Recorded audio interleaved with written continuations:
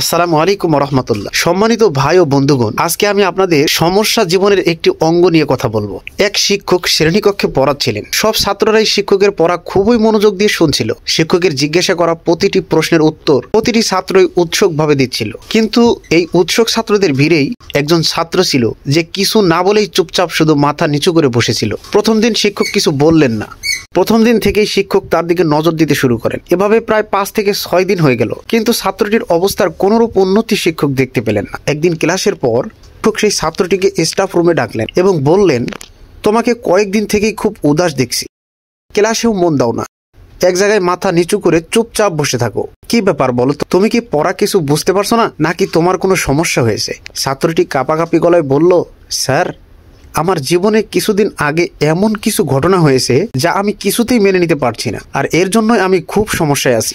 কোনো কিছুতেই মন বসছে না, কিছুতেই বুঝতে পারছি না কি করব। শিক্ষক বললেন, আচ্ছা এক কাজ করো, তুমি আজ সন্ধ্যায় আমার বাড়িতে এসো, কেমন?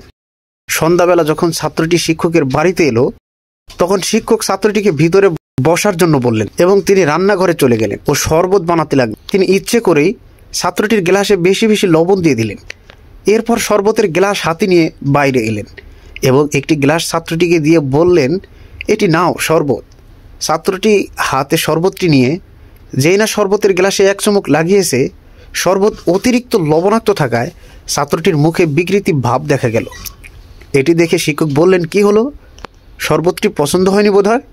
ছাত্রটি বলল, না স্যার, সবই ঠিক আছে, কেবলমাত্র একটু লবণ বেশি হয়েছে। ওহো, তাহলে তো এটি এখন ফেল না হয়ে গেছে, গ্লাসটি দাও, এটি ফেলে দিয়ে নতুন শরবত বানিয়ে নিয়ে আসি। কিন্তু ছাত্রটি মানা করে বলল, না স্যার, খালি লবণটাই তো বেশি হয়েছে, একটু জল দিলেই ঠিক হয়ে যাবে। এই কথাটি শোনার পর শিক্ষক গম্ভীর হয়ে বললেন, তুমি একদম ঠিক বলেছ, শরবতটাকে নষ্ট না করে তাতে কিছু জল মিশিয়ে দিলেই এটি আবার খাওয়ার উপযুক্ত হয়ে যাবে। এবার এই শরবতটাকে তোমার জীবন ভেবে নাও।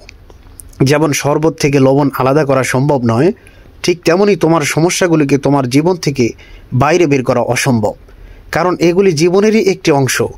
কিন্তু যেভাবে এটিতে একটু চিনি বা জল মিশিয়ে এটিকে মিষ্টি করে খাবারের উপযোগী করা যেতে পারে, ঠিক সেভাবেই তুমি তোমার জীবনে মিষ্টি ভাব নিয়ে এসো।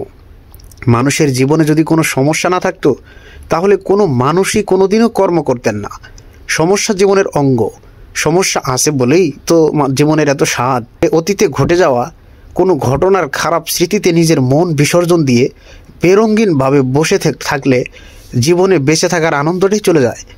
আমরা চাইলেও আমাদের মন থেকে এগুলোকে দূর করতে পারবো না, কিন্তু আমরা চাইলেই ভালো কিছু দিয়ে এগুলোকে ঢেকে রাখতে পারি। আর তাই মনে এমন নতুন সুন্দর ভাবনা দিয়ে সেই অসুন্দর ভাবনাটিকেও ঢেকে ফেলুন, দেখবেন জীবন থেকে সমস্যা হারিয়ে গেছে।